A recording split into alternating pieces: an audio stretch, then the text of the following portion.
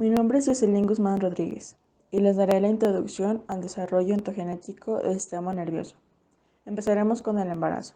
El embarazo es una serie de sucesos que comienza con la fertilización, continúa con la implantación, el desarrollo embrionario y el desarrollo fetal, y finaliza con el nacimiento.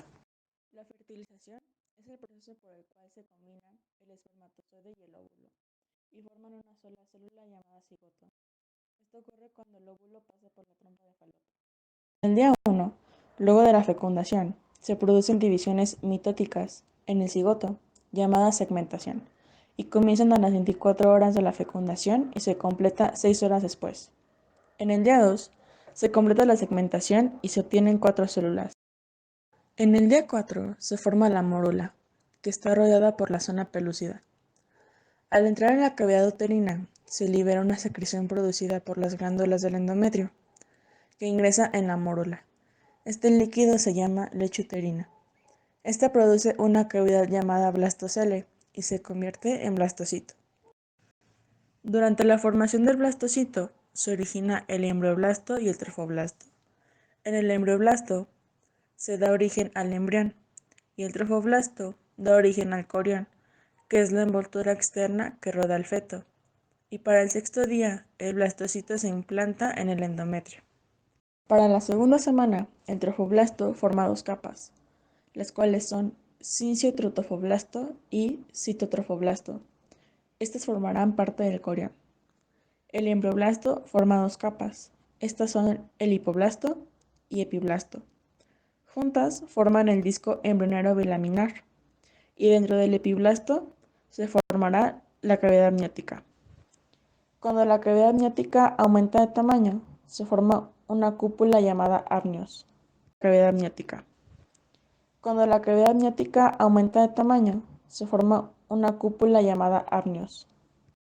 Las células del borde del hipoblasto migran y cubren la superficie interna de la pared del blastocito, formando una capa delgada llamada exocelómica y formando a su vez el saco vitelino. Al expandirse el sincitotrofoblasto, se forman pequeños espacios llamados lagunas, y para el día 12 las lagunas se fusionan y forman espacios más grandes, llamados redes lacunares. En la tercera semana ocurre la gastrulación, la cual consiste en la reorganización y migración de células del epiblasto.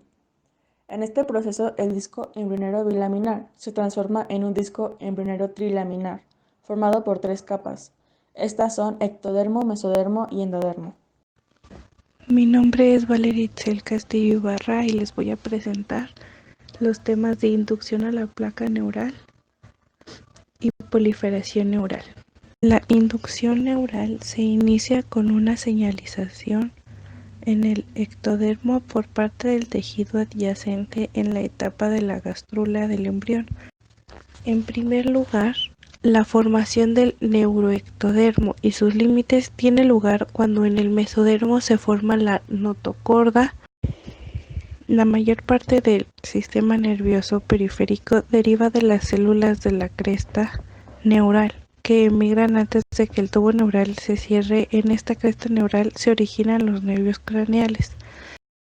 Neurulación: el proceso en el que se genera y cierra el tubo neural de forma cilíndrica que éste deriva de una zona específica del ectodermo denominada placa neural empezaría a partir de la tercera semana de gestación y debería terminar de cerrarse aproximadamente alrededor del 28º día. En algún punto cerca del día 33 de gestación, estas células realizan una división asimétrica que marca el comienzo propio de la neurogénesis. Con el inicio de esta, ocurre también un proceso conocido como determinación, el cual corresponde únicamente a la estabilización genotípica de las células precursoras. La primera se dividirá luego de un telencéfalo y diencéfalo a la tercera en metencéfalo y mielencéfalo. Aquellas 5 vesículas originan la totalidad de las estructuras del sistema nervioso central. Durante este periodo aparecen los principales órganos. El plegamiento embrionario es el proceso por el cual el disco embrionario trilaminar bidimensional se convierte en un cilindro trilaminar. Mi nombre es Arad Laguna Rodríguez y hablaré de Migración neuronal y muerte neuronal. Al recorrido que miles de neuronas nacidas, en primera instancia, en la parte ventricular del tubo neural y a su viaje por el cuerpo humano, desde la niñez hasta la adultez, se le llama migración celular. La migración celular comienza desde la semana 12 hasta la 20 de gestación, desarrollándose en gran parte durante este lapso de tiempo. Sin embargo, el proceso continúa aunque en menor medida durante la infancia, adolescencia y adultez. El proceso de migración neuronal se da en diferentes fases, concretamente en tres, las cuales son esenciales para una formación cortical exitosa. Estas etapas de la migración neuronal son las siguientes. Proliferación celular en zonas germinales, fase donde a partir del día 32 del ciclo gestional se originan las células nerviosas o neuronas. Un gran número de estas neuronas nacen en las zonas germinales o matrices germinales, de ahí el nombre de la fase. Estas zonas se localizan en las paredes de los ventrículos laterales. Fase de migración neuronal. Fase donde las neuronas dejan su lugar de origen para encaminarse hasta su posición final. Este proceso se da gracias al sistema radial glial. En este sistema, una célula que se encuentra ya presente en el cerebro guía a las neuronas hasta su posición final. Organización vertical y horizontal. Fase donde se da lugar a la diferenciación posterior y organización de las neuronas. En esta fase, las neuronas consiguen todas las cualidades morfológicas y fisiológicas propias de una neurona completamente desarrollada. En nuestro sistema nervioso, así como en el resto de vertebrados, las células neuronales se van diferenciando unas de otras gracias a células progenitoras, las cuales están situadas en localizaciones concretas del tubo neural. Una vez acabado el proceso de diferenciación, las neuronas se organizan uniéndose unas a otras, terminando el proceso de migración neuronal y finalizando por completo el desarrollo de nuestro cerebro. Soy Frida y expondré el tema de crecimiento del axón y formación de sinapsis. Crecimiento del axón y formación de la sinapsis. El crecimiento del axón es el proceso mediante el cual surgen dendritas y axones en las neuronas, permitiendo que las neuronas se relacionen con otras células para así compartir información mediante señales. En el extremo de cada axón o dendrita se encuentra un cono de crecimiento que extiende y retrae extensiones citoplasmáticas parecidas a dedos, denominados filopodios. El cono de crecimiento es el que constituye la extensión de un axón en desarrollo para conseguir una conexión sináptica adecuada a lo largo del sistema nervioso. Los axones en crecimiento son guiados por las moléculas de orientación que a su vez interactúan con los conos de crecimiento pioneros. Las moléculas de orientación son aquellas que guían a los axones en crecimiento hasta llegar a su objetivo. Formación de la sinapsis. La formación de sinapsis se produce cuando los axones han alcanzado el objetivo deseado y cuando existe una actividad coordinada de por lo menos dos neuronas. La estructura sináptica está formada por la membrana presináptica, la hendidura sináptica y la membrana postsináptica. Las múltiples sinapsis son las estructuras que permiten la comunicación entre las 1.000 millones de neuronas de nuestro sistema nervioso. Mi nombre es Arad Laguna Rodríguez y hablaré de muerte neuronal. Todas las neuronas de nuestro cuerpo tienen un ciclo vital. Se forman, viven, ejercen sus funciones y finalmente mueren y son sustituidas. El sistema nervioso en su caso particular en el que, una vez llegada la adultez, apenas se van a producir nuevas neuronas y las que ya tenemos no van a vivir eternamente, pues poco a poco y por distintas razones van a ir degenerándose y muriendo. Al deceso de las células nerviosas conocidas como neuronas se le conoce como muerte neuronal. Esto significa que la célula ya no será capaz de ejercer su función de transmitir la información, con la consiguiente disminución de la eficiencia cerebral o incluso la pérdida de funciones cerebrales aún más complejas. Por lo general, se considera que existen dos grandes tipos de muerte neuronal, la producida de manera natural por la propia célula o apoptosis y la producida por lesiones o necrosis. Muerte neuronal programada. La apoptosis es en sí la muerte programada de las células del organismo, el cual permite que éste se desarrolle deshaciéndose del material innecesario. Se trata de una muerte celular que es beneficiosa para el organismo y que sirve para desarrollarnos o bien para luchar contra posibles daños y enfermedades. Por ejemplo, se eliminan las células enfermas o nocivas. Este proceso se caracteriza por requerir energía para producirse. no pudiendo llevarse a cabo en ausencia de ATP, o sea, adenosín trifosfato, sustancia de la cual las células obtienen energía. Otro momento en que también se produce apoptosis es durante el envejecimiento, aunque en este caso las consecuencias generan la progresiva pérdida de facultades. Necrosis.